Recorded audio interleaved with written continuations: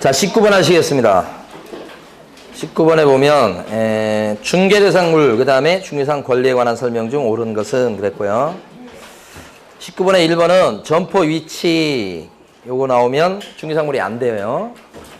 위치에 따른 이점 요건 중개상물 안 되고, 동산질권은요 중개상 권리가 안 되죠. 왜 안 되는 거예요? 동산을 목적으로 하기 때문에. 여러분이 자격증을 따서 부동산 사무실을 운영하시잖아. 운영하시면 부동산을 취급한다고. 그러니까 여러분이 아무리 중개를 해도 질권이라는 권리가 변동되게끔 중개할 일은 없는 거예요. 왜? 여러분들은 부동산 취급하니까. 그래서 중개 대상 권리에는 동산 질권은 들어가지를 않는다. 여러분 나왔던 거죠? 가압류된 부동산은요, 가압류가 붙어 있어서 그렇지 중개 상물에 해당할 수가 있지. 4번 중개상 권리다 그랬을 때 채권은 중개상 권리에 채권도 포함되는 수가 있죠. 대부분 물건인데 그래서 포함될 수 있다. 부동산 임차권이나 부동산 환매권이 대표적인 채권인데 중개상 권리가 되는 것들이죠. 5번은 동호수를 특정해서 분양계약이 체결된 미완성의 아파트에 대해서 거래 후 중개는 건물 중개에 해당하지요. 특정돼 있잖아. 정의돼 있잖아. 앞으로 장차. 그래서 이것은 그 건물 중개하고 맞먹습니다. 이렇게. 자, 20번입니다. 틀린 것은 그렇게 했습니다. 1번 공인중개사가 되고자 하는 사람은 국토유통부 장관이 시행하는 공인중개사 시험에 합격해야 되겠다. 틀렸죠? 공인중개사가 되려면 누가 시행하는 시험에 붙어야 되겠다? 시도지사. 시도지사가 시행하는 시험에 붙어야 되겠다. 그래요. 시도지사. 국장 아니고. 그 다음에 2번 금고 이상의 형에 집행유예를 받았다. 집행유예 나오기만 하면 이건 결격자야. 그래도 시험은 볼 수 있다고. 그래서 공인중개사가 될 수 있다. 맞는 거고. 3번 협회는 시험 시행기관의 장으로부터 위탁을 받아가지고 시험을 시행할 수가 있다. 지금 현재는 산업인력공단에서 위탁받아서 시험을 시행하고 있지만 법조문상으로는 협회가 위탁을 받을 수도 있어요. 그래서 3번은 맞는 겁니다. 현실적으로 위탁해놓고 있지 않아요. 협회에다가. 그런데 법상은 가능하다. 4번 국장이 직접 시험을 시행하고자 했을 때는 뭘 거쳐야 됩니까? 사전에. 국장이 먼저, 원래 시험 시행기관은 시도지사잖아요. 근데 예외적으로 국장이 막 직접 나서서 시험을 시행하거나 또는 국장이 시험 문제를 뭐 이렇게 출제하거나 그렇게 하고 싶으면 어떻게 해야 돼요? 정책심의위원회의 의결을 먼저 거쳐야지. 4번도 맞는 거죠? 5번 시험은 매년 1회 이상 시행해야 되나? 부득이한 사정이 있을 때는 공인중개사 정책심의위원회 의결을 거쳐가지고 올해 시험 안 보겠어 라고 할 수도 있다. 그때도 뭘 거쳐야 돼요? 정책심의위원회 심의 의결을 거쳐야 되죠. 21번 옳은 것을 했습니다. 1번은 2014년도 11월 14일 날 시행한 중개사 시험에서 컨닝을 했어요. 부정행위 했다고. 근데 이 사람은 들키면 몇 년간은 시험을 못 보게 되죠? 5년이니까 2017년도까지 시험 못 본다가 아니고 2019년도까지. 2번 미성년자는 공인중개사가 될 수 있습니다. 연령에 따른 제한이 없죠? 미성년자도 중학생도 시험 볼 수 있다. 우리 큰놈이 이번에 중학생 1학년인데 드디어 기말고사가 수요일날 끝났어요. 그래서 너무 좋아. 제가 더 좋아. 근데 시험은 잘 본 것 같지는 않더라고. 그래서 제가 이제 그 수요일날 카톡을 보냈어요. 그놈한테. 너가 이제 정말 2시 반까지만 공부하고 그랬거든요. 공부는 열심히 해요. 근데 이게 안 따라주는 것 같아. 그래서 열심히 했으니까 막 내가 너 열심히 했으니까 최선을 다했으니까 괜찮다고 너 너무 자랑스럽다고 막 얘기했거든. 앞으로도 열심히 해라 그랬거든. 답장이 없어요. 카톡을 그렇게 보냈는데 집에 들어가서 이제 수업 끝내고 집에 딱 들어가가지고 보니까 이제 그놈이 있긴 하는데 아무 뭐 이렇다 저렇다 얘기도 없어. 그래서 제가 가가지고 얘기했어요. 카톡 좀 답장 좀 하지? 이렇게. 그러니까 웃기만 하고 또 안 하는 거예요. 그래서 제가 그랬어요. 좋아, 그러면 지금 하는데 저쪽 방에 가서 지금 해, 빨리. 그래도 안 하더라고. 그래서 제가 따라다니면서 언제 할 거야? 답장? 내일 한다고, 내일. 수요일 기준에서 내일 한다는 거야. 그래서 수요일까지도 제가 이제 보면서 막 기다렸어요. 이놈이 언제 하려나. 없어. 그래 저녁 때쯤 해가지고 제가 다시 한번 카톡을 보냈죠. 답장은 이렇게 좀 있다가 이렇게 한마디 했어. 그 어라는 말이 이제 뭐냐면 내가 뭐 너 사랑하고 뭐 이런 얘기 쭉 저는 길게 보냈는데 그럼 답은 뭐야?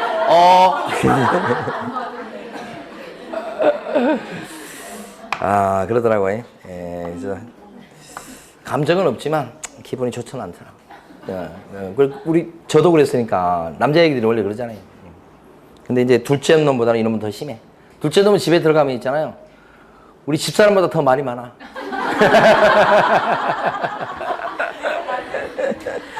자, 이 시험에다 중압감이 참 센 거예요, 이게 사실은. 자, 3번입니다. 국토교통부 장관은 자격시험 수준의 균형 유지 등을 위해서 필요하다고 인정했을 때는 직접 시험 문제를 출제하거나 시험을 시행할 수가 있다. 국장이 나설 수도 있다고 그랬죠? 이게 맞는 말. 4번, 중국 국적을 가진 자는 공인인증사 시험에 응시할 수 없다. 아니요. 다시 한번 볼 수 있어요. 네. 자, 5번, 국토교통부 장관은 합격자의 결정 공고일로부터 1개월 내에 자격증을 갖다가 교부해야 되겠다. 자격증을 일단 주는 사람 누구죠? 시도지사입니다. 국장이 주는 게 아니고 시도지사. 대신 공고한 날부터 언제까지 자격증을 주어라? 시도지사가 1개월 이내죠. 한 달 보고 물어봤었습니다. 여기서는 국장이 틀렸죠? 자, 22번입니다. 22번은 좀 많이 틀리셨어. 자, 1번이 틀렸어요. 어디가 틀렸게요? 그렇죠. 자격 취득에 관한 사항을 심의하기 위해서는 국토교통부에 뭐요? 정책심의위원회를 둘 수 있다예요. 둔다가 아니고 둘 수 있다. 요거 하지 마시고 저도 먹고 살아야 되는 거예요.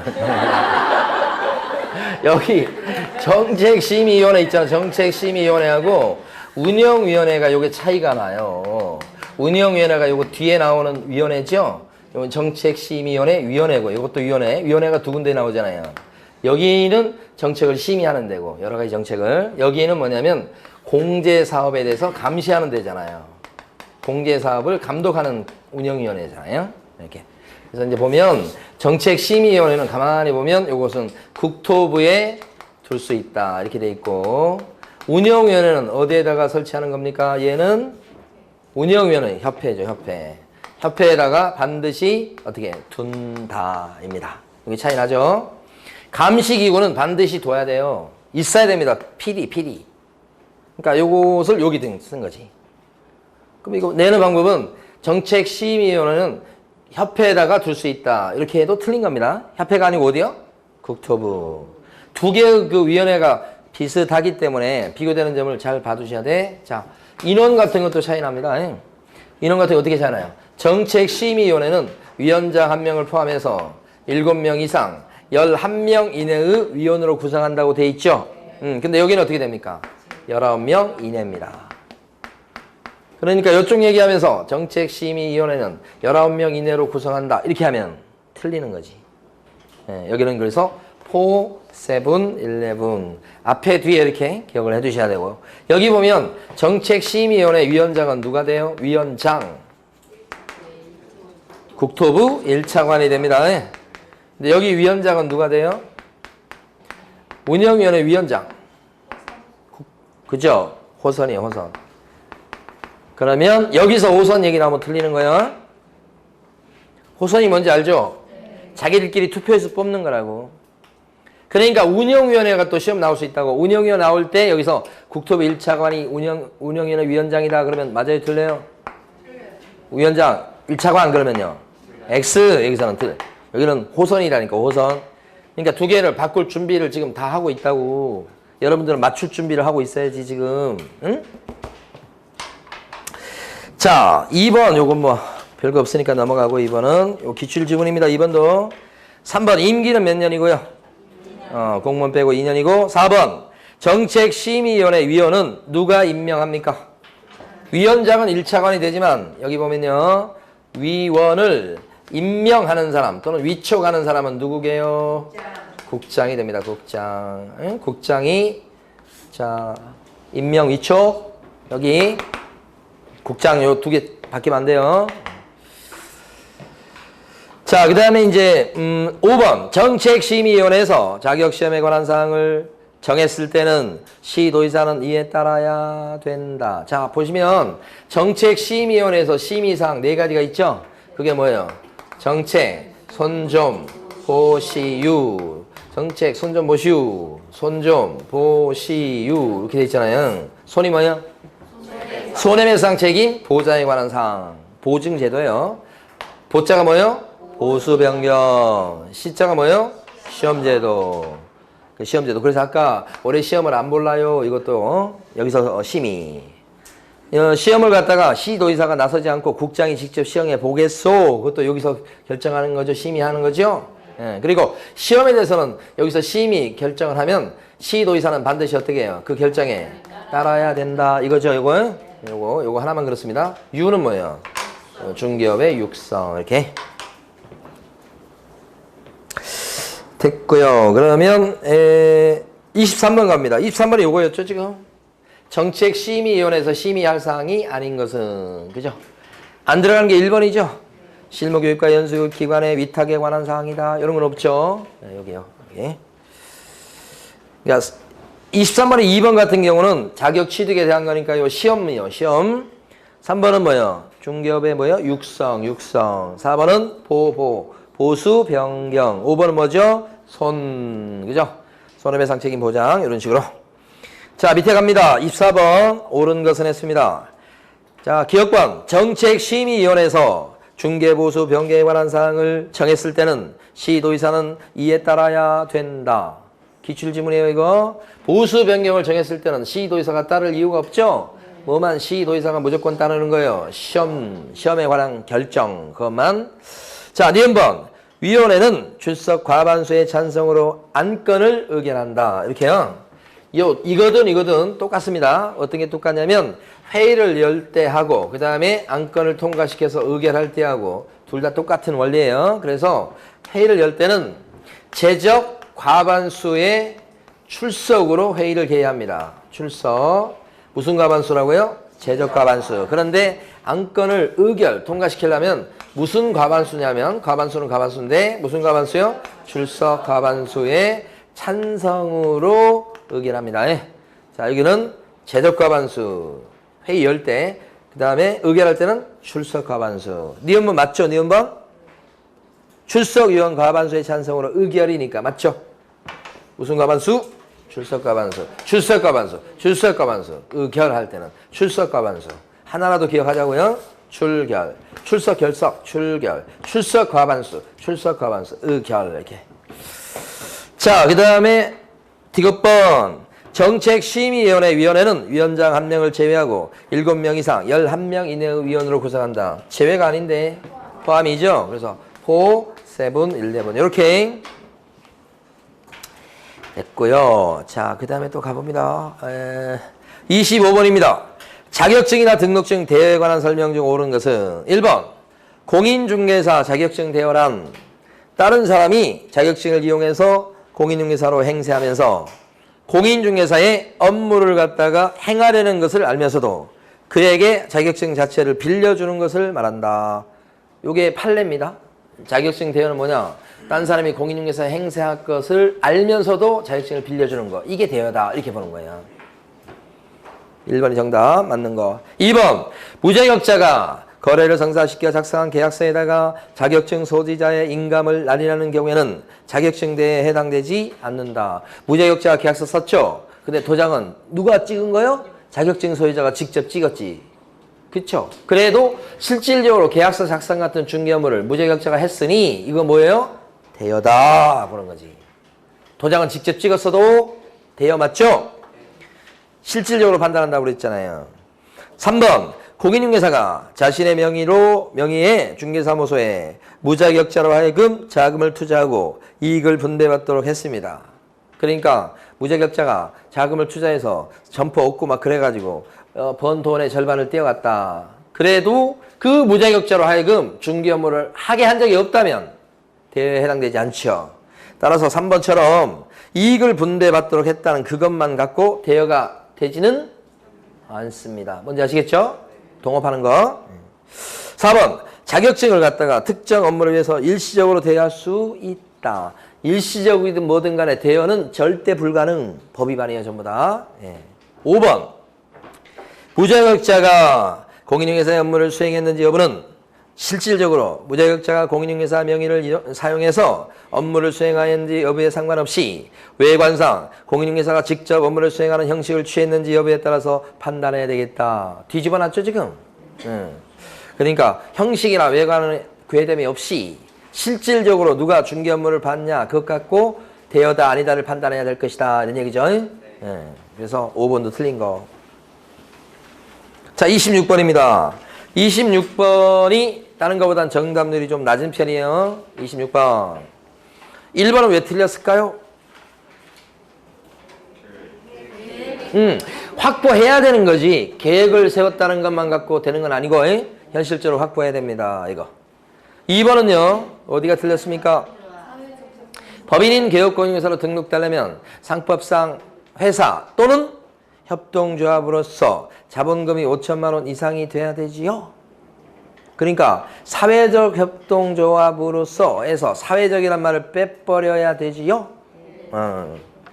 이번 틀린님 아시겠죠? 자 보시면요. 자 법인인 개업공인중개사가 되기 위한 등록 기준이 5가지다. 5가지. 그래서 자, 실, 사, 5회조, 그 다음에 14만 이렇게 되고요. 공인중개사인 개공이 되기 위해서 갖춰야 될 요건은 자, 실, 사 이렇게 되죠. 자격증 따고 실무교육 받고 사무실 얻어놓고 등록에 필요한 3요소죠. 여기도 보면 자격증 따야 되는데 이때는 기본적으로 대표자가 자격증이 있어야 되겠죠. 그리고 대표를 제외한 임원 중에 3분의 1 이상은 자격증 소유자가 돼야 되고요. 그래서 대표자 제외입니다 이거. 그래서 이 대표자 제외해서 제삿날 기억하시라고 그랬어요. 대표자 제외하고 여기 자 3분의 1 이상 그죠? 날일 해서 제삿날 숫자 중요하죠? 3분의 1. 자, 그 다음에 실무교육 받으셔야 되겠다. 누가 받아야 됩니까? 실무교육 임원사원 전원이 받아야 되겠다. 전원이 받을 것. 전원이 다 받습니다. 그 다음에 어떻게? 사무실을 확보해야 되겠습니다. 사무실 확보 이렇게. 그 다음에 요게 지금 나온 거죠. 자, 자본금은 5천만 원 이상일 것이고 그 다음에 추가 요건이 2개죠. 상법에 나오는 5가지 중에 하나에 회사에 들어가거나 또는 뭐요? 협동조합일 것. 그런데 이 협동조합에는 사회적 협동조합은 어떻게 돼요? 제외된다. 이거 아니에요 지금? 그러니까 사회적 협동조합은 빠진다. 이렇게 되고 14번이 뭐죠? 14조에 규정된 업무만 할 목적으로 설립돼야 되죠? 14조에 나와 있는 게 법인 업무에 들어가는 7가지 업무죠. 7가지 요 안에서 설립 목적을 딱 정해놨을 때 등록될 수 있다. 그런 얘기 하는 거잖아요. 그래서 요겁니다. 지금 보고 있던 게. 3번요. 임원사원 전원이 무슨 교육을 받아야만 등록이 가능합니까? 실무교육입니다. 연수교육 아니고. 그 다음에 4번. 중개업과 주택에 대한 임대관리업을 영위할 목적으로 설립된 법인은 중개사무소 개설 등록이 될까요? 안 될까요? 여기 나와 있는 중개업, 그 다음에 주택에 대한 임대관리업이 요것이 14조 업무에 들어가야 되지요. 14조 업무에 주택에 대한 임대관리 이런 거 있어요? 있지. 그럼 통과하잖아요. 여기 들어가니까. 그러면 등록이 된다. 이렇게. 자, 그래서 4번이 정답 맞는 거고요. 5번 대표자를 포함한 임원 또는 사원의 3분의 1 이상이 공인중개사여야 등록이 가능하다. 포함이 아닌데 제삿날 제외하고 3분의 1 이상 제삿날 기억하시고. 자, 그 다음에 27번입니다. 27번도 정답률이 좀 낮은 편이에요. 상대적으로. 자, 1번이 틀렸어요. 1번이 왜 틀렸습니까? 상법상 회사 이어야 된다 그러면 협동조합은 어디다 둬버린 거예요? 협동조합도 등록할 수 있잖아요. 그래서 틀리다는 거죠. 상법상 회사 아니면 협동조합 이렇게 선택사항이니까. 자, 그러면 2번부터 5번은 하나도 틀린 게 없어요. 자, 2번 대표자는 자격증이 있어야 되지. 맞아. 3번 법인의 업무 지역은 전국이다. 맞아, 이것도. 3번 자, 중개업 이외에 컨설팅 업무를 할 수 있다. 컨설팅업도 14조 업무에 들어가잖아요. 5번 분사무소 둘 수 있다. 아, 법인 아니면 누가 분사무소를 두는 거예요? 법인이 두는 거잖아요. 그치요? 그러니까 틀린 게 하나도 없지. 어떤 걸 답을 고르셨을까? 2번에서 4번, 5번 중에 도저히 고를 수가 없는데 궁금해 죽겠어. 이건 답안지를 뜯어보고 싶어. 그냥 어떤 거 다른 거 골랐는지. 자, 28번입니다. 등록 기준에 대한 설명으로 옳은 것은 그랬습니다. 1번 변호사, 기타 자격증 소지자라고 할지라도 공인중개사 자격시험에 합격해서 중개사무소 개설 등록 신청이 가능하다. 이렇게 돼 있죠. 어떻게 돼요? 자, 여기 보면 공인중개사인 개업 공인중개사의 등록 기준이 이렇게 세 가지죠. 자격증 따고 실무교육 받고, 이 실무교육은 누가 실시하는 실무교육을 받으시라? 시도지사. 그리고 유효기간은 1년. 이렇게 되죠. 이 사무실 확보하는 게 좀 문제가 있죠. 좀 내용이 많죠. 자, 일단 첫째는 건축물 대장에 기재된 건물에 중개사무실을 확보하는 게 원칙. 그래서 무허가 건물이나 가건물에다는 사무실을 못 내죠. 다만 예외적으로 건축물 대장에 등재가 되지 않는 건물일지라도 준공이 떨어졌을 때는 예외적으로 쓸 수 있다. 네. 꼭 건축물 대장에 등재가 되어 있어야 될 것은 아니다. 이런 거는. 두 번째는요. 중개사무실을 확보하는 방법은 다양할 수 있다. 소유, 전세, 임대차, 심지어 뭐까지? 사용대차까지. 그죠? 그래서 사용대차를 통해서 사무실을 얻고 오픈할 수 있어요. 가건물은 안 되지만은. 그 다음에 세 번째는 용도가 맞아야 되죠. 중개사무실로 쓰려면 건축법 시행령상 어떤 건축물의 용도에 해당돼야 됩니까? 이종 근생 아니면 일반 업무시설. 그리고 사무실에 대해서 면적은 몇 제곱미터 이상 돼야 된다. 그런 거 없다고 그랬어요. 그래요. 다만 이제 1종 근생일 때는 바닥 면적의 합계가 30제곱미터 미만 거꾸로 적어야만 될 수 있다. 그런 건 있죠. 자, 그러니까 여기서 지금 보면 1번은 요 변호사도 요 등록 기준 요게 고스란히 적용되더라. 그래서 변호사일지라도 중개사학증을 따야지만 중개사학증을 따야지만 오픈할 수 있다는 거죠. 예. 그런 뜻. 실무교육도 받으셔야 됩니다. 협회 이런 데 가서. 예. 자, 됐고. 그 다음에 2번입니다. 등록 신청하려는 자는 등록 신청일 전 1년 내에 실무교육을 갖다가 수료해야 되고, 그쵸? 유효기간 1년짜리죠? 1년 내죠? 그렇지만 폐업하고 1년이 안 돼서 다시 등록하고 오픈할 때는 실무교육을 어떻게 합니까? 새로 받는 게 아니고 1년이 안 됐기 때문에 면제시켜주지요? 이거 아셔야 되죠? 폐업한 지 1년이 안 돼서 다시 오픈할 때는 면제, 실무교육 면제. 3번 중개사무소는 건축물 대장이 기재된 건물이어야 되고 등기된 건물이어야 된다. 등기까지는 아니고, 그죠? 건축물 대장에 기재된 건물이라면 혹시 미등기 건물일지라도 사무실을 쓸 수가 있지. 등기가 되어 있을 것까지는 요구하는 게 아닙니다.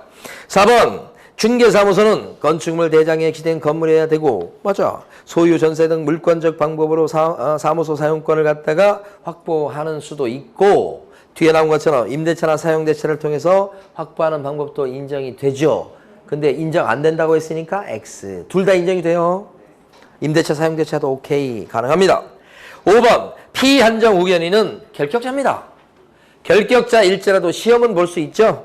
그래서 공인중개사가 될 수 있습니다. 그러나 결격자이기 때문에 아무리 법정대리인이 오케이 하고 동의해줬다고 해도 사무실을 오픈할 수는 없다. 그래서 뒤에가 틀린 거죠. 자, 29번 갑니다. 이제 등록 기준에 관한 설명으로 옳은 것은 했습니다. 1번 가설 건축물 대장에 기재된 건물에다가 사무소를 갖다가 확보해하고서 등록 신청을 해봤을 때 등록이 허용된다? 가건물에다는 사무실을 못 냅니다. 2번 자 개설 등록을 하기 위해서는 30제곱미터 이상의 사무소 면적을 확보해야 된다. 왜요? 아, 게살.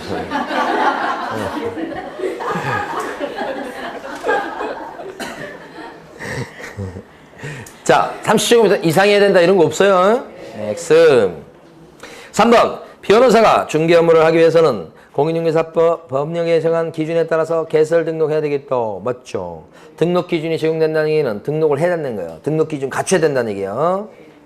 3번이 정답. 4번. 협동조합은 자본금이 5천만 원 미만이라도 등록이 가능하다. 5천만 원 이상 돼야 돼. 무조건. 자, 5번. 기출문제 나왔던 거 5번. 자, 둘째 줄에 있는 지역농협협동조합도 중개사 법령에 따라 개설 등록을 해야 중개업을 할 수 있다.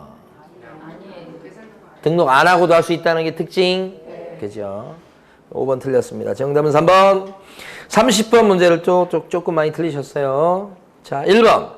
옳은 거 고라고 그랬습니다. 중개사무소는 반드시 개업 공인중개사 본인 명의로 소유 또는 임차해야 된다. 아닌데, 그죠? 무자격자 소유로 임차해가지고, 등록 신청해서 개공될 사람 이름으로 사용대차하면 되죠, 또. 그죠? 그러니까 꼭 본인 명의로, 개공 명의로 이 뜻이에요. 소유 또는 임차해야 되는 것은 아니다. 2번. 공인중개사는 등록 신청 전 1년 내에 누가 시행하는 실무교육을 받아야 등록 신청을 할 수 있을까요? 등록관청이 시행하는 실무교육을 받는 게 아니고 시도지사. 관청 같은 거 바꾼다고요. 3번. 등록관청은 자격증을 발급한 시도지사한테 개설 등록하려는 자의 자격 확인을 요청해야 되겠다 그랬습니다. 등록하려는 자에게 자격 확인을 요청해야 되겠다. 자격증을 발급한 시도지사한테. 그쵸? 예, 그래서 확인해야 되겠다. 이것도 마찬가지. 등록관청이 증이 있냐 없냐를 누구한테 확인 요청해서 확인해라? 시도지사. 국장 그러면 또 틀리는 거예요. 이게 시험 문제 출제하는 사람이 또 어떤 상상을 할지 몰라. 그래서 국장 이렇게 나오면 틀린 거예요. 관청 바꾸는 거 아주 좋아합니다. 자, 그 다음에 4번. 중개사무소 개설 등록을 신청하는 경우에 국토유통부령이 정하는 수수료 납부해야 되겠다. 등록 신청할 때 수수료 냅니까? 네. 등록 신청할 때 수수료? 네. 내지. 그 수수료 요금은 뭘로 정하죠? 지방자치단체 조례지. 국토부령 아니고, 그죠? 5번. 소속 공인중개사도 등록 신청할 수 있다. 어때요? 소속 공인중개사는 등록 신청 못합니다. 왜요? 이중소속 금지 때문이죠. 자, 31번입니다. 중개사무소 개설 등록을 할 수 있는 자의 기준에 적합치 않는 거예요. 등록 기준에 안 맞는 거예요. 1번 보니까 바닥 면적이 20제곱미터인데 조그맣죠. 근데 일종 근생에 해당하는 건물에다가 사무실을 확보해 둔 거예요. 일종 근생이면 바닥 면적이 20제곱미터면 괜찮죠? 이건 패스입니다. 등록이 되는 거. 2번. 국내 주소를 안 두고 있습니다. 근데 자격증이 있다는 거예요, 지금. 자격증이 있으면 돼요. 주소 없을지라도. 그죠? 꼭 국내 주소를 둬야 되는 것은 아니죠. 그러니까 2번도 패스. 등록된다는 얘기. 그렇지만 3번은 대표자 뺀 임원이 7명이니까 그 중에서요. 3명이 자격증 갖고 있어야 된다. 3명. 4번. 등록 신청일 전 6개월 전에 실무교육을 받았으나 폐업한 지 다시 또 6개월 있다 다시 등록 신청하려고 합니다. 이건 면제죠. 폐업한 지 1년 됐어요? 안 됐어요? 안 됐죠? 그래서 폐업하고 1년이 안 돼서 다시 등록할 때는 그때는 어떻게 해요? 면제니까 이 사람은요. 등록 기준을 갖춘 걸로 취급되는 겁니다. 이 사람 패스 통과된다고요. 5번. 건축물 대장에 기재되어 있지 않지만 사용 승인을 받은 건축물에다가 중개사무실을 확보했다 이렇게 돼 있죠. 그러면 건축물 대장은 없어도 준공은 떨어졌으니까 예외적으로 쓸 수 있죠? 이것도 패스 이렇게 되죠.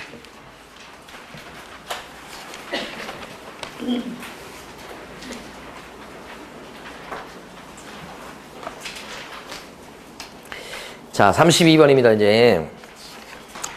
제가 학교 다닐 때 우리는 체력장이 학력과서 점수에 들어갔었어요. 여러분, 뭐 예상하시겠습니다만 제가 체력이 좋을 리가 없잖아요. 그 체력장 여기 만점 점수가 20점이에요. 20점. 근데 그 20점 만점에 제가 16점을 받았으니까 굉장히 고득점을 한 거죠. 고득점 했다고 생각하신 분은 저하고 나이 차이가 많이 나신 분이요. 이거 알아채신 분은 저하고 나이가 좀 비슷한 연배. 여기 참가하잖아요, 체력장에. 뭐, 잇몸 일으키도 있고, 뭐, 뛰어가는 것도 있고, 100m 달리기도 있고, 그러니까 운동장 여러 바퀴 도는 것도 있고 그러잖아. 참가만 하면 15점이야. 그래가지고, 하루 종일 해가지고 몇 점 딴 거예요? 1점 딴 거예요. 그때 학력고사 점수가 340점이면 여기 20점 들어가는 거예요. 그러니까 저 필기는 320이고 요 체력장이 20점이에요. 그러니까 저는 시작하자마자 4점을 까먹고 시작하는 거예요. 다른 친구들은 다 20점이에요.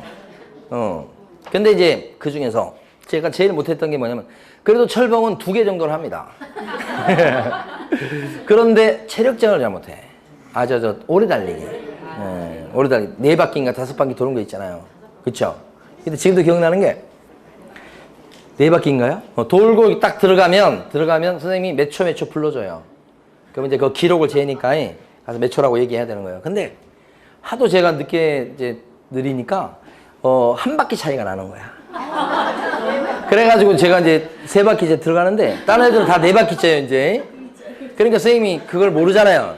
그러니까 제 등을 딱 치면서 몇 초 이렇게 불러주는 거야. 그러면 가가지고 있잖아요. 선생님한테 몇 초 이렇게 얘기하면 되잖아요.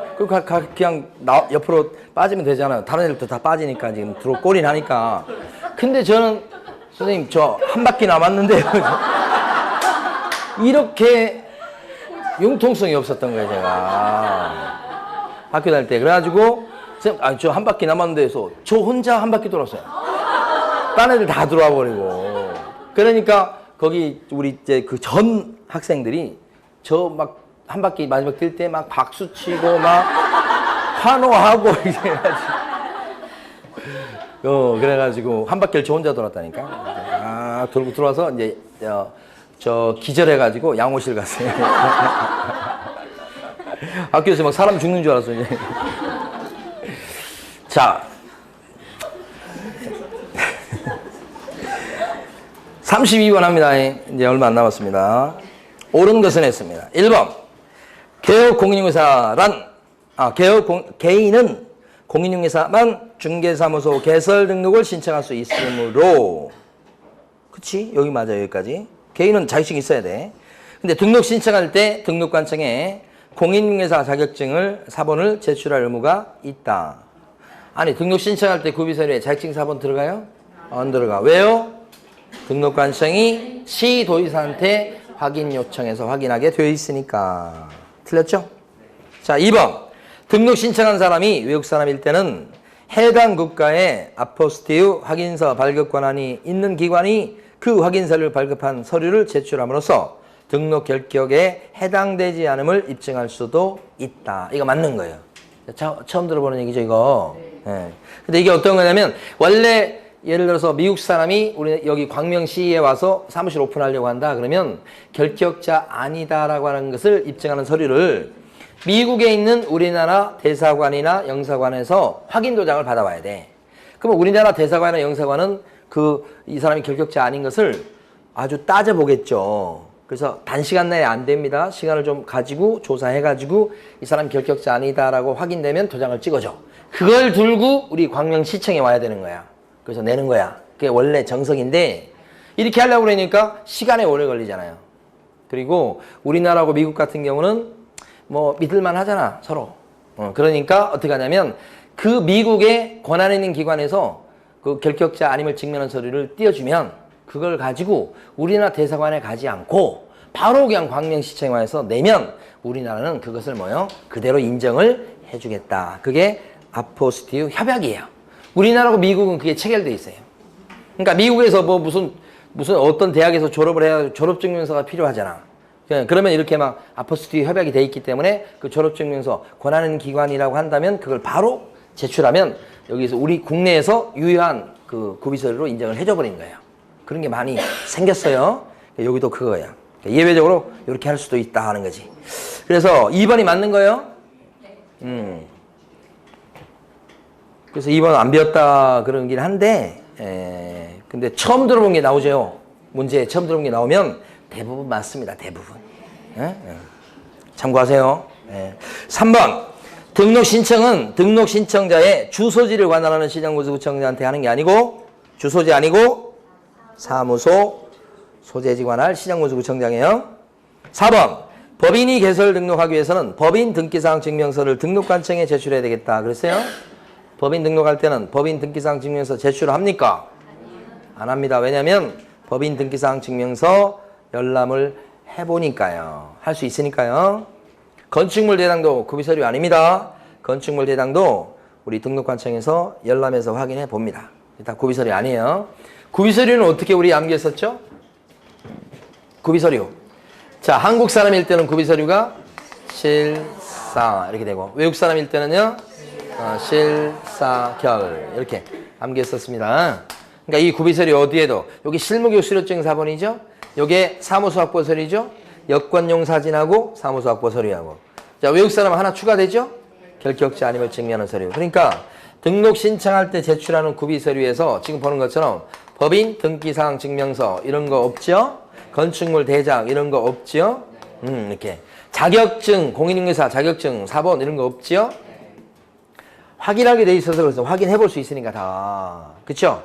또 구비서류에 안 들어간 대표적인 게 이거 아닙니까? 보증 설정 증명 서류. 이건 확인해 보는 게 아니고 등록이 된 뒤에 보증 설정을 하게 돼 있죠, 구조상. 그렇기 때문에 등록 신청할 때 내는 구비 서류에는 보증 서류는 또 안 들어갑니다. 안 들어가는 거 많죠? 구별해 두셔야 돼. 자, 이번에는 이제 5번입니다. 등록관청은 보증 설정 사실을 갖다가 확인하게 되면 7일 내 등록의 통지를 한다 그랬습니다.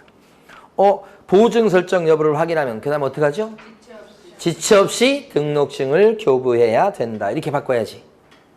순서가. 자.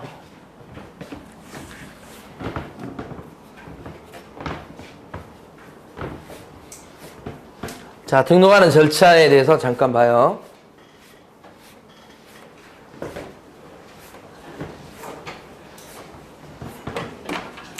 자, 등록 신청하려면 일단 등록에 필요한 기준을 갖춰야 돼. 그리고 결격사에 해당되지 않아야 되겠다. 그러면 준비가 끝난 거야. 그리고 등록 기준 그러면 요게 실사 자격증 따고 실무교육 받고 사무실 얻어놓고 준비 끝. 이렇게 되면 이제 등록 신청. 자, 등록 신청을 하는데 등록 신청을 어디에다가 해야 될까? 이거죠. 등록 신청 어디에 합니까? 등록관청에 한다. 등록관청에 등록 신청. 어디가 등록관청이냐 그러면 조그만 시장, 군수구청장. 서울시장은 아니에요. 광역시장도 아니고 조그만 시장. 광명시장은 여기 들어가죠? 근데 만약에 고양시장은 여기 들어갑니까? 고양시장 같은 경우는 고양시에 구가 있죠? 구가 있으면 무조건 구청장이에요. 구가 없는 시의 시장을 얘기하는 거예요. 여기 조그만 시장은 구가 없는 시장, 과천시장, 광명시장 이런 거. 근데 전부 다 기준이 뭐예요? 사무소 기준. 등록 신청 자격은 두 사람한테만 인정되죠? 공인인증사 아니면 누구? 법인. 여기 아니면 여기.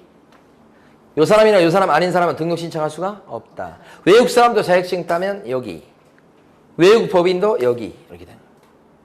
그런데 등록 신청할 수 있는 사람 중에 이 공인인증사 중에 소속 공인인증사는 어떻게 돼요? 제외. 이렇게 되지. 자, 등록 신청할 때 수수료 냅니까? 수수료 돈 내죠. 요금 뭘로 정하죠? 지방자치단체 조례. 이때 구비서류는 아까 했었죠? 그래서 실사 아니면 실사결 이렇게 됐었어요. 그래서 신청. 그럼 심사에서 등록을 받아주죠. 심사하는 내용은 두 가지 심사합니다. 등록 기준하고 결격자. 그래서 결격자인지 실현조회 해본다고 그랬어요. 통과되면 어떻게 해요? 등록. 그죠? 이렇게. 그래서 등록이 되면 신청자한테 등록되셨다라고 알려줍니다. 이건 뭐예요? 등록의 통지. 이 등록의 통지는 신청이 들어온 때부터 7일 이내 해주게 돼 있고 서면으로 통지하죠? 등록의 통지. 이렇게. 그러면 이제 등록의 통지 이렇게 하면 신청자는 중개사고에 대비해서 뭐 하게 돼 있어요? 보증 설정. 그래서 등록관청에다가 보증 설정했다고 신고하게 돼 있죠? 그럼 관청에서는 지금 지문에 나왔듯이 보증 설정 여부 요거 확인되면 드디어 어떻게 해요? 등록증 교부다. 등록증 줘야 된다 이 말이지. 교부 이렇게 된 거죠. 등록증 교부요 이렇게 돼. 등록증 준다고 교부 이렇게 된다고. 그리고 등록증을 바꿔서 그 다음에 어떻게 해요? 업무 개시. 근데 업무 개시 전까지 해야 될 게 있죠? 도장 등록하는 거. 그리고 등록증을 준 등록관청은 또 할 일이 있죠? 중개사 협회에다가 명단을 등록된 개공의 명단을 매달 통보하도록 돼 있죠? 이렇게. 그래서 요게 요 세 가지 순서가 중요하잖아요. 5번 지금 다시 보면 등록관청은 보증 설정 사실이 확인되면 요게 확인되면 뭐 한다고 거짓말 해놨어 지금? 등록에 통지를 한다. 이거 뒤집어졌잖아 지금. 이거 하고서 등록 통지하는 게 아니고 등록에 통지를 받으면 요거 하고 요게 확인되면 뭘 줘? 등록증을 준다. 언제 주죠 요거? 지체 없이 교부. 이 뒤에 또 나오죠 이거. 예. 자 그래서 이제 여기 5번 틀린 거여서 32번 같은 경우에 2번이 정답인 거예요. 33번요. 틀린 것은 1번, 2번 두 개 연결되는 내용입니다. 영업정지를 받은 개공은 그 기간 중에 폐업을 했다가 다시 뭐예요? 재등록 신청할 수가 없어요. 그쵸? 영업정지 받은 기간 중에 폐업했다가 다시 신규 등록하는 건 안 되죠? 네. 반면에 동그라미 2번에 보면 휴업 중인 개공 같은 경우는 폐업했다가 다시 등록하고 이거 자유롭게 될 수 있죠? 네. 이것이 1번, 2번. 3번 보시면 등록 신청을 받은 등록관청은 7일 이내 개업 공인인사의 종별에 따라서 구분해서 등록을 해주고 등록 신청한 사람한테 서면으로 통지합니다. 요게 등록의 통지 얘기하는 겁니다. 서면 통지 7일 이내 그 얘기고.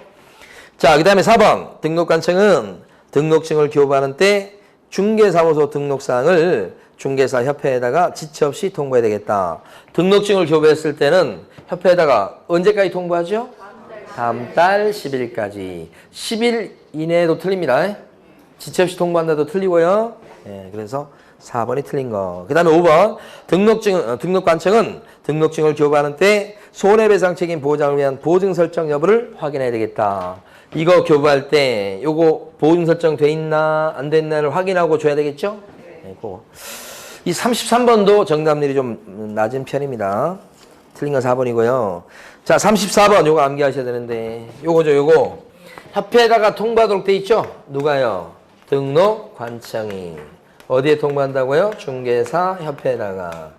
협회에다가 통보하도록 돼 있는 협회 통보사항이 총 몇 가지요?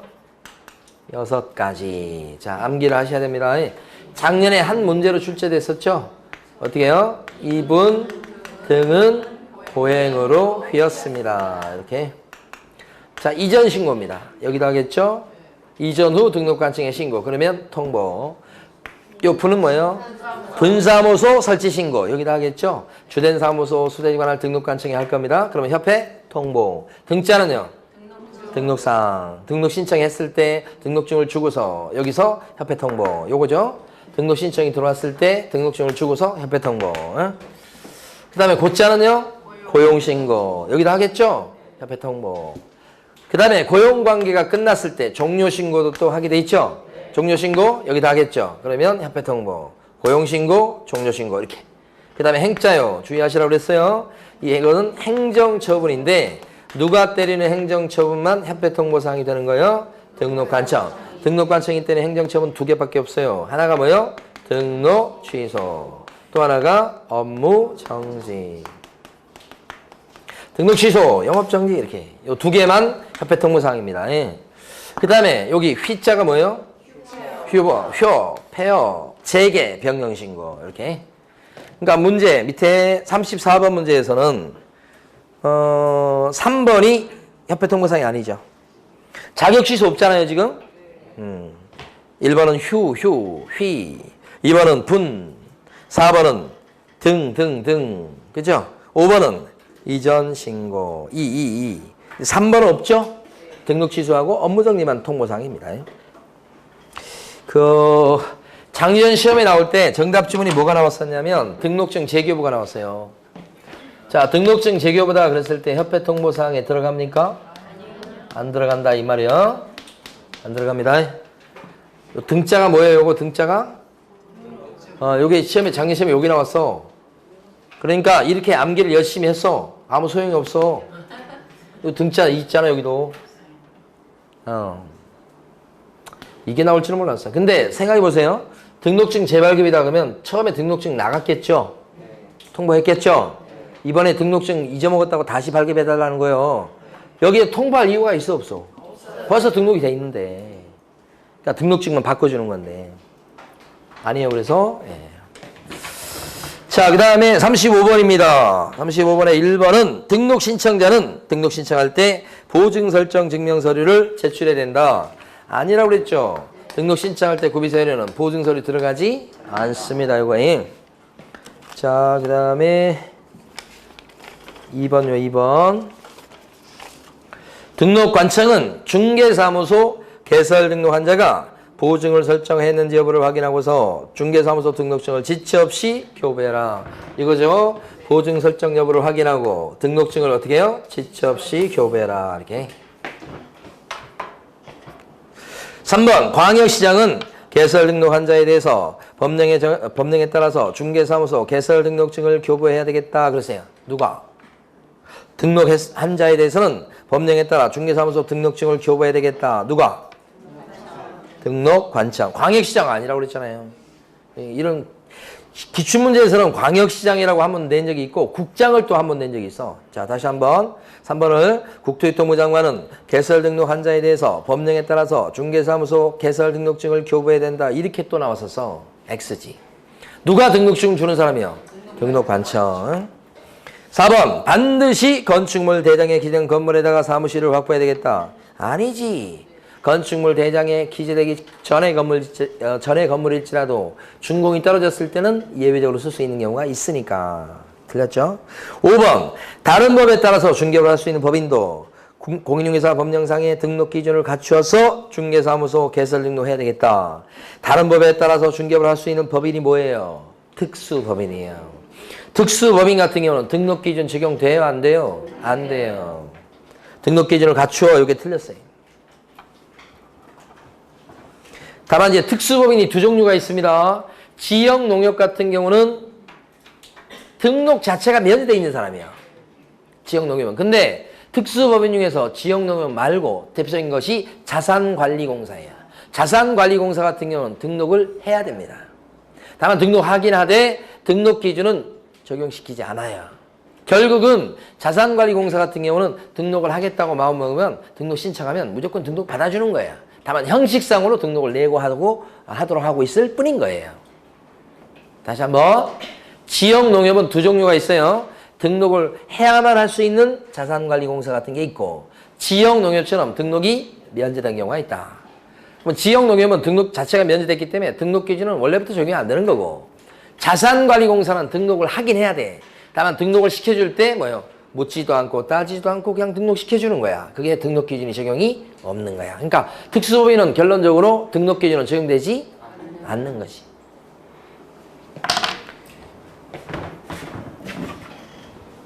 믿을 수가 없어. 눈빛에서 특수법인이다 그러면 특수법인은 자, 중개업을 갖다가 할 수 있어요. 조그맣게 하는 거예요. 그랬을 때 등록해야 되느냐 그랬을 때 등록을 해야 되는 경우가 있고 특수법인 중에 등록이 필요 없는 경우가 있다고. 그 등록이 필요 없는 대표적인 경우가 바로 지역농협, 단위농협이고 자, 자산관리공사는 등록을 하고서 해야 돼. 등록하지 마라 그런 말이 없어서 그런 거예요. 이게 자산관리공사다. 근데 두 번째는 뭐냐? 등록할 때 등록 기준이 적용되느냐? 등록 기준이 적용될까? 이 말이에요. 등록해야 돼. 대신 등록 기준은 갖출 필요가 없어요. 적용되지 않는 거예요. 여기가. 등록은 필요하지만. 이건요. 등록 자체가 필요 없으니까 당연히 등록 기준은 적용이 없지. 적용이 없다고요. 이렇게. 여기는 공통점이죠. 그러니까 특수법인은 등록 기준은 적용이 없어. 이건 뭐. 예외도 없어. 이건 전부 다. 시험 문제에서 이제 뭘 냈냐면 요걸 냈지. 요거. 지역농협도 등록해야 할 수 있다. 이렇게. 아까도 한번 나왔었던 것 같은데 문제에서. 앞쪽에. 앞쪽에 지역 농협은 중개업을 하려면 등록해야 된다. 뭐 이렇게 나오지 않았었어요, 아까? 그래, X. 응?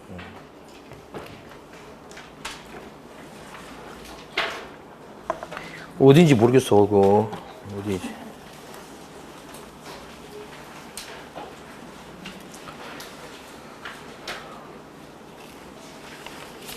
몇 번이에요, 몇 번? 31번? 29번에 5번이잖아, 5번. 개설 등록해서 해야 중개업을 할 수 있다고 돼 있잖아. 29번에 5번. 이게 기출문제예요, 기출문제. 등록해야 할 수 있다. 틀렸죠? 등록 안 하고 할 수 있지. 자, 됐습니다. 이 36번 보시면 외국 사람이 신청합니다. 아까 이거 했었는데 외국 사람일 때는 어떻게 돼요? 실무교수료증 사본, 여권용 사진, 사무소 확보 서류, 결격자 아님을 증명하는 서류. 외국 사람한테 이렇게 필요하죠? 이렇게? 그러니까 필요 없는 게 뭐예요? 4번. 자격증 4번은 한국 사람이나 외국 사람이 다 구비 서류가 아니죠? 구비 서류 아닌 거고. 그 다음에 37번입니다. 등록 신청이 들어왔을 때 등록을 거부하는 사유가 아닌 것은 1번처럼 말이에요. 공인인사 또 법인 아닌 사람이 막 등록 신청해서 자격증이 없는 사람이 신청하고 막 그랬어. 등록 안 해주지. 2번처럼 결격자가 또 등록 신청해 와서 등록 안 해준다고. 3번처럼 기준에 적합하지 않는 경우에 등록 신청을 해왔다. 등록 안 해준다고. 실무교육도 안 받고 막 등록 신청한 거라고. 3번 같은 거는. 4번 보증 설정을 안 한 채 등록 신청해서 이때는 등록을 받아줄까? 이거잖아, 이거. 등록 신청이 됐는데 보증 설정도 안 하고 했어. 그래도 등록을 해줘. 왜요? 보증 설정 언제 하면 되니까? 등록된 뒤에. 이거잖아요. 등록한 뒤에 이거 할 거니까. 보증 설정도 안 하고 등록 신청해봐도 등록은 일단 뭐예요? 받아줘야지. 이게 정답이 4번인 거예요. 5번 무허가 건물에 중개사무소를 확보하고 등록 신청했다 이렇게 나와요. 무허가 건물에다가 그러면 무허가 건물은 사무실을 못 쓰잖아. 그건 건축물 대장에 기재된 건물에 사무실을 확보해야 되잖아요. 그러니까 무허가 건물을 얻어놓고 오픈하겠다 등록하겠다. 등록이 안 되지. 이건 당연히. 그러니까 등록되는 건 4번. 자, 38번입니다. 틀린 것은 대표자가 공인중개사가 아닌 법인은 중개사무소 개설을 할 수가 없다. 그치. 아까 법인 같은 경우 지웠나? 지워버렸네. 법인 같은 경우 대표자가 공인중개사여야 되잖아. 그러니까 대표자가 공인중개사가 아니면 등록 안 해줘. 2번 중개사무소 개설 등록을 한 개공이 종별을 달리해서 종별을 바꿔서 달리해서 업무를 하고자 합니다. 그때는 다시 등록해야 됩니다.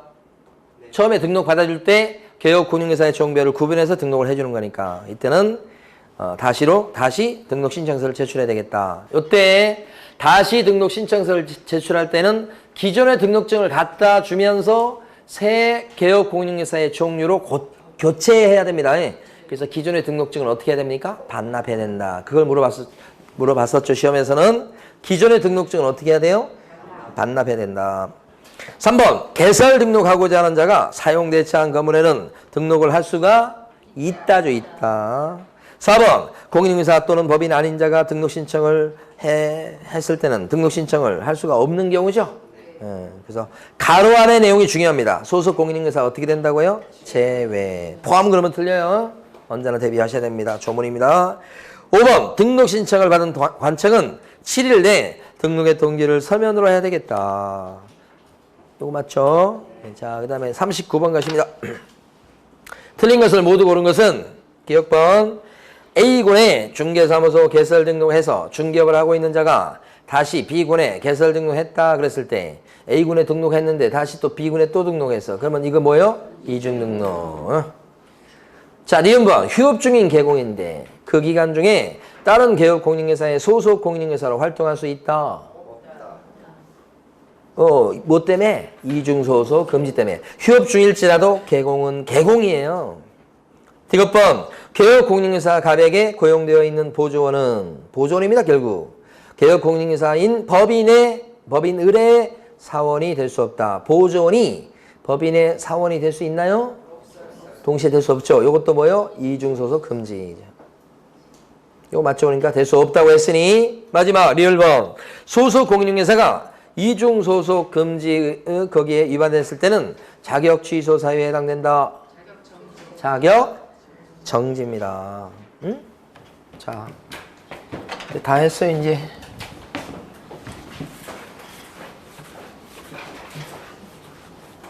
이중소속은 법에서 못하게 되어 있습니다. 자, 개업 공인중개사도 이중소속하면 안 되죠? 그 다음에 소공도 이중소속하면 안 되죠? 중개보조원도 이중소속하면 안 됩니다. 이렇게. 그럼 이중소속이 뭔가?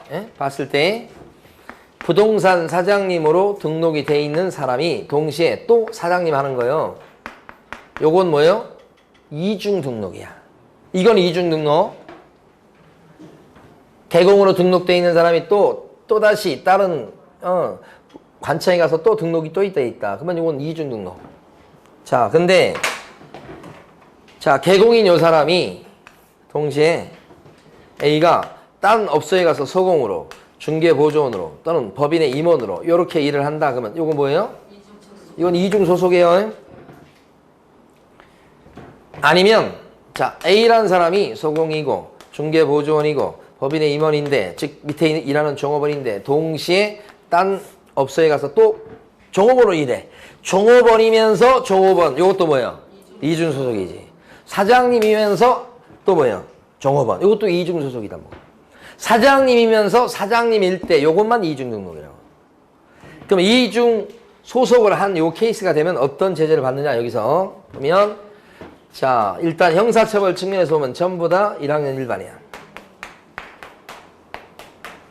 그 다음에 행정제재를 받는 거예요. 행정처분은 좀 다르죠. 자, 개업공인중개사가 이중소속했다. 그러면 요거 그러면 뭐예요? 절등치 이 등록 잘라야 된다고. 자, 소공이 이중소속했을 때 문제 나온 게 이거 아니에요? 소공이면서 소공이라고. 그러면 어떻게 돼요?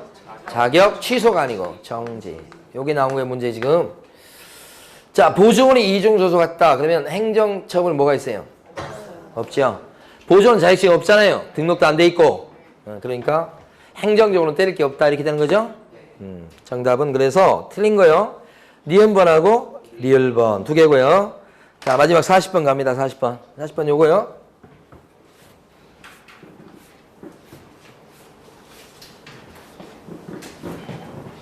오늘 오후에 뭐 하실 거예요? 네? 공부하시는 거예요? 아니, 공부는 하시지 당연히. 근데 무슨 공부하실 거냐고. 공시법. 왜요? 내일 시험 잘 보려고?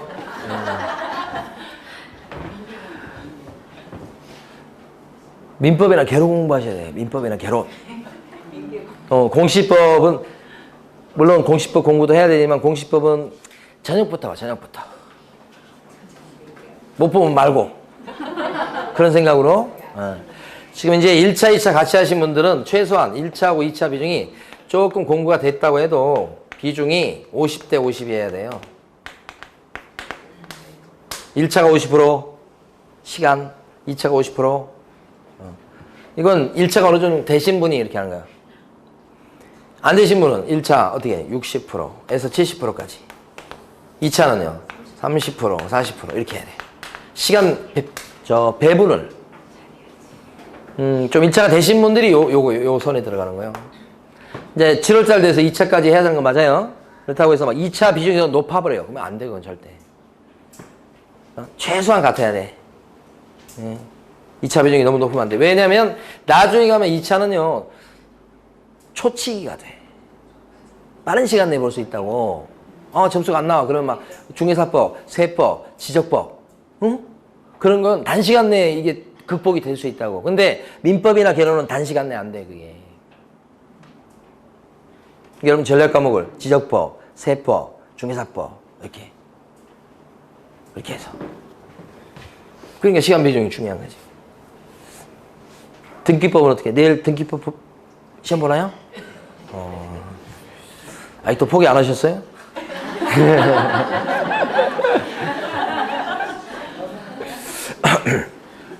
자, 어쨌든 오늘 하루 종일 등기법을 한다 그러면 너무 시간을 많이 투자한 거야. 저녁 한 6시간, 7시간 내일 시험 보기 전까지. 그 정도의 시간 할애하는 것이 등기법에 맞는 거예요. 거기 과목에 맞는 거라고. 예. 그러니까 오늘 중개사법 오늘 시험 보잖아. 그러면 어제 저녁에 한 대여섯 시간 보고 아침에 좀 와서 보고 이렇게 해서 시험 보는 걸로 그런 식으로 하는 것이 시간 배분에 맞다 이 말이에요. 오늘 중개사법 본다고 해서 어제 하루 종일 중개사법을 공부해봐. 그거 너무 좀 과하다는 거예요. 그러니까 민법, 개론. 시간 투자 많이 하셔야 돼. 자, 요거 설명드리고 문제 보고 끝냅니다, 이제. A가 B한테 물건을 의뢰합니다. 팔아주시오. 근데 B가 팔아줬어, C한테. 팔린 거지. 근데 이 사람이 개업 공인중개사인 줄 알았더니 등록이 안 돼 있네. 이렇게. 그럼 이 사람은요? 무등록 중개업자가 됐죠? 이거 한 건 한 게 아니에요, 지금. 직업적으로 많이 한 겁니다. 그래서 이 사람 무등록 중개업자가 돼서 3학년 3반으로 처벌된다. 이게 첫 번째. 그런데 이 무등록 중개업소에 A가 의뢰해서 내놨으니까 이 사람도 같이 처벌됩니까? 이 사람은 처벌하는 조항이 없어요. 두 번째. 그렇지만 이때 이 무등록 중개업소를 통해서 체결된 이 매매 계약은 어떻게 됩니까? 무효가 될까요? 아니요. 영향을 받지 않습니다. 유효로 될 수 있다. 이랬을 때 B는 A 보고 네 번째. 복비 내놓으라고 할 수 있을까? 복비 내놓으라고 할 수가 없다.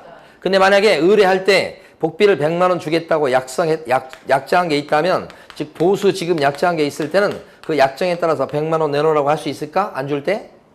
약정 있었을 때라도 이 약정은 어떻게 돼요? 없는 거하고 똑같아. 보수 지금 약정을 해도 누구랑 했기 때문에 이건. 그래서 이건 무효야. 무효. 그러니까 없는 거하고 똑같으니까 재판 걸어도 못 받아내. 자, 근데 이 사람하고 다른 게 직업적으로 하는 게 아니고 우연히 하는 사람이 있을 수 있죠. 우연히 매매나 전세 한 건을 했어요. 근데 이 사람 같은 경우에 우연히 했기 때문에 중개업은 아니지. 규제를 안 만다는 거예요, 법에. 그래서 이때는 보수 지금 약정을 한 게 있다 그러면 없으면 모르지만 약정한 게 있다 그러면 이것은 뭐예요? 무효라고 할 것까지는 아니다.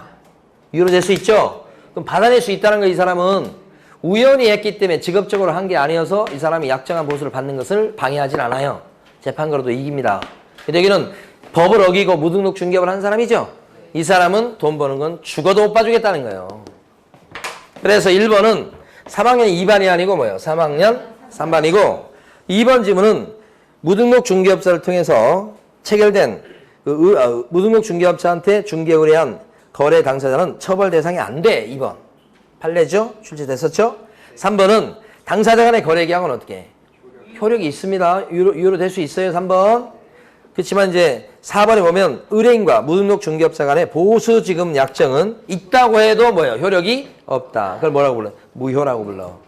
마지막 5번. 무자격자가 우연한 기회에 다른 일에 거래 행위를 중개했다 그랬을 때 그 보수 약정이 과다하지만 않다면 그건 효력이 있다. 우연히 했기 때문에. 그래서 우연이란 말 나오면 두 마디를 기억하셔야 돼요. 우연히 그랬을 때는 중개업은 아니다. 그런데 두 번째, 보수 약정한 게 있다면 그 약정은 유효하다. 아시겠죠? 자, 오늘 여기까지입니다. 수고 많으셨습니다.